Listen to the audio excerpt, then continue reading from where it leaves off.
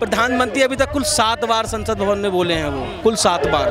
क्या इस देश की जनता को लिए मन की बात वो इतनी बार कर सकते हैं? संसद भवन में बात तो करते हैं, 50 रुपए किलो से ऊपर प्याज हो गया, 200 रुपए किलो से ऊपर टमाटर हो गया, 1200 रुपए का सिलेंडर मिल रहा है, 100 रुपए से ऊपर डीजल पेट्रोल हो गया है। तो बताइए महंगाई कहाँ नहीं बढ़ रही? कांग्रेस के शासनकाल में 500 रुपए का सिलेंडर होता था, 50 रुपए लीटर तेल होता था, अब बताइए 25 रुपए किलो प्याज होता था। क्या कर रहे हैं? कि आज हिंदू और मुस्लिम के बीच में इस बीजेपी ने इतनी नफरत पैदा कर दी है जो 2014 से पहले कभी थी नहीं। ये आप पत्रकार बंधु हो, आपको भी सब मालूम है ये नफरत की।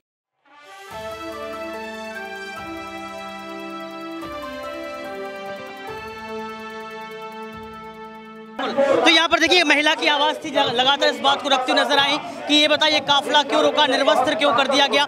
मेरा सवाल आपसे ये रहेगा कि नू हिंसा की बात कर लो या फिर मणिपुर हिंसा की बात कर लो, क्या आपको लगता नहीं है कि भारत देश में हिंसा लगातार बढ़ती जा रही है?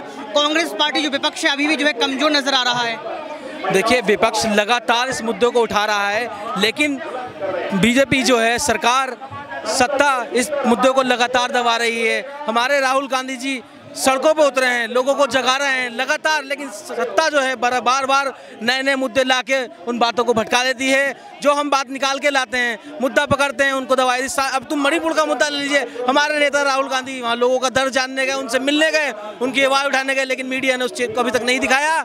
वहाँ पर बार बार कभी नया मुद्दा चला देते हैं, कभी कुछ चला देते हैं। विपक्ष को दबाने की आवाज़, विपक्ष की आवाज़ दबाई जा रही है। अब कभी हमारे नेता की सदस्यता रद्द कर दी जा रही है, लेकिन अब देखिए हमारे नेता, हमारे राहुल गांधी, हमारे शेर संसद भवन में वापसी कर चुके हैं और फिर इस देश की मजलूम बेरोजगार जनता की आवाज़ बनेंगे और असहाय जनता की मदद करेंगे। अविश्वास प्रस्ताव पर राहुल गांधी चर्चा करने वाले हैं, लेकिन ये कहा जा रहा है कि प्रधानमंत्री नहीं पहुंचेंगे, तो कैसे अविश्वास प्रस्ताव पूरा होगा?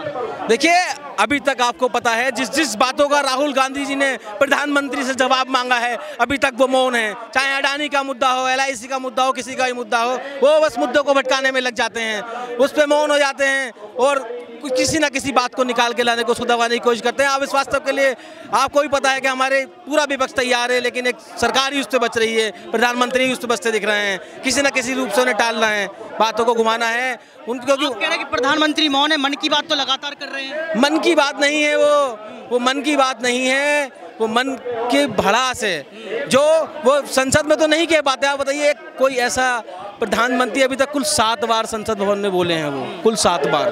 क्या इस देश की जनता को लिए मन की बात वो इतनी बार कर सकते हैं? संसद भवन में बातों का जवाब नहीं दे सकते? अब बताइए गरीबों की आवाज़ नहीं बन रहे हैं वो। लगातार देश में बेरोजगारी बढ़ती जा रही है, महंगाई बढ़ती जा रही है, इन मुद्दों पर जवाब क्यों नहीं दे रहे हैं? बेरोजगारी की आपने बात की, यहाँ पर स्मृति ईरानी लगातार कह रही कि महंगाई तो है नहीं, निर्मला सीतारमण कहती है प्याज नहीं खाती है वो। बताओ प्याज नहीं खाते, 50 रुपए किलो से ऊपर प्याज हो गया, 200 रुपए किलो से ऊपर टमाटर हो गया, 1200 रुपए का सिलेंडर मिल रहा है, 100 रुपए से ऊपर डीजल पेट्रोल हो गया है।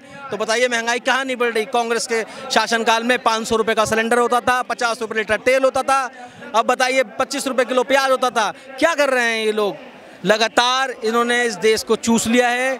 बिल्कुल एक गरीबी, बेरोजगारी एक चरम स्तर पे पहुंच गई है। 2024 को कैसे देखते? चुनाव नजदीक है, 8 महीने रह गए हैं। हमारे नेता ने बहुत मेहनत के साथ एक संगठन बनाया है जिसे इंडिया, विपक्ष ने इंडिया का नाम दिया है, और वो इंडिया वर्सेस बीजेपी होने जा रहा है। और इस बार बहुत ज़बरदस्त हमारी कांग्रेस पार्टी वापसी करेगी और विपक्ष मुंह तोड़ जवाब देगा बीजेपी को। इंडिया की बात इन्होंने की, पहले तो आपका नाम जाने। नाम क्या है आपका? मेरा नाम सैयद आमिर रजा है। मेरा सवाल ये रहेगा कि लगातार इंडिया की बात की जा रही है और सत्ता पक्ष पार्टी का ये कहना है कि इंडिया नाम रखने के बाद ये जुमला किया गया है, कहीं ना कहीं लोगों को जो है दिग्भ्रमित किया गया है। सत्ता पक्ष पार्टी को तो इंडिया से पहले ही दिक्कत है, वो तो हिंदू राष्ट्र की बात करते हैं, इंडिया की बात वो कभी नहीं करते। तो जब उनके सामने ऐसा शब्द आके खड़ा हो गया है जिसका वो विरोध भी ढंग से नहीं कर सकते, तो उनकी तो बेचारों की मजबूरी हो गई है उल्टी सीधी बातें करने की। आप एक मुस्लिम हैं, क्या आप सुरक्षित हैं? हम बिल्कुल सुरक्षित हैं, क्योंकि हमारे नेता हमारे लिए आवाज़ हर टाइम उठाते रहते हैं। लेकिन बीजेपी जो कर रही है वो सिर्फ अल्पसंख्यकों पर भी अत्याचार कर रही है। हिंदू राष्ट्र से आपको दिक्कत है? हिंदू राष्ट्र से हमें दिक्कत नहीं, हमें उस चीज़ से दिक्कत है जो हम सबका हक छीन ले, संविधान छीन ले।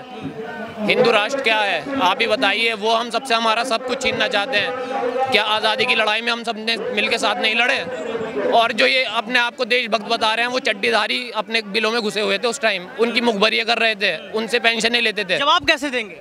जवाब जिस तरह से आज सांसद दे रहे हैं ऐसे हम सड़क से सदन तक जवाब देते रहेंगे इनका। 24 का चुनाव नजदीक है, मुस्लिम का वोट बैंक किस ओर दिख रहा है इस बार? इस टाइम मुस्लिम ही नहीं हर वर्ग का वोट मूड जो है कांग्रेस की तरफ ही दिख रहा है, क्योंकि ये जो लूट खसोट वाली पार्टी है और आपके बीच में क्या दंगा फैलाने वाली पार्टी है, इससे सबका मन ऊब चुका है। एक और मुस्लिम भाई हैं, लगातार चर्चाओं का विषय बन जाता है, ज्ञान वापी की बात कर लो या हिंदू मुस्लिम की बात कर लो, क्या आपको लगता है कि जो अभी देश का माहौल है वो विवादों का हिस्सा बन चुका है हिंदू मुस्लिम को लेकर?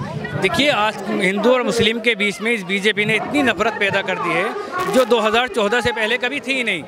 या पत्रकार बंद हुआ, आपको भी सब मालूम है, ये नफरत की राजनीति करते हैं। और हमारे नेता जनाब राहुल गांधी साहब ये भारत जोड़ने की बात करते हैं, तो जो भारत जोड़ने की बात करेगा हमारा समुदाय उसी के साथ है। लेकिन आप मुस्लिम होने के नाते ये बता सकते हैं कि जो लगातार पत्थरबाजी हो रही है, लगातार भाईचारा खत्म हो रहा है, इसका जिम्मेदार कौन है? क्योंकि भाजपा पार्टी लगातार कह रही है कि हिंदू मुस्लिम भाई भाई।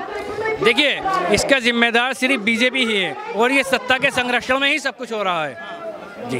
ये जो उपद्रवी हैं इनके खिलाफ क्यों कार्रवाई नहीं होती? इनकी वीडियो वायरल है, फोटो वायरल है, सब कुछ है, लेकिन कुछ कार्रवाई होती नहीं है। इसका क्या मतलब है? इसका मतलब सीधा सीधा ये सत्ता का संरक्षण है इन्हें, तो सत्ता के संरक्षण की वजह से इन पे कोई कार्रवाई होती नहीं है।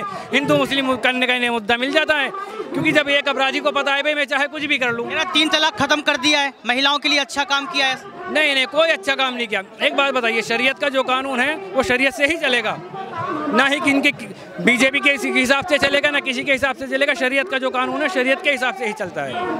तो क्या आप विरोध करते हैं बीजेपी? बिल्कुल भी विरोध करते हैं, खुला विरोध करते हैं। 24 में क्या देख रहे हैं आप? 24 में राहुल गांधी प्रधानमंत्री बनकर आ रहे हैं, बिल्कुल भरोसा है 100%। और ये सवाल मन में आता है मुस्लिमों के कि मुस्लिम सुरक्षित नहीं है। ये सवाल कब तक बना रहेगा? क्योंकि भारत तो सबका है, सबके लिए पुलिस है, सबके लिए कानून है। ये सवाल क्यों मुस्लिम जो है समुदाय के अंदर रहता है? देखिए, ये हमारे समुदाय के अंदर इसलिए आया कि बीजेपी ने कितनी नफरत फैला दी, मैंने अभी बताया, तो लोगों के जहन डाइवर्ट कर दिए। वरना हिंदू मुस्लिम सब पहले से साथ साथ रहते आए हैं, कभी किसी इस तरह की कोई बात नहीं हुई। लेकिन 2014 के बाद से जो ये बीजेपी ने नफरत फैलाई है, ये सब इसी का नतीजा है। इनका काम ही फूट डालो और राज करो।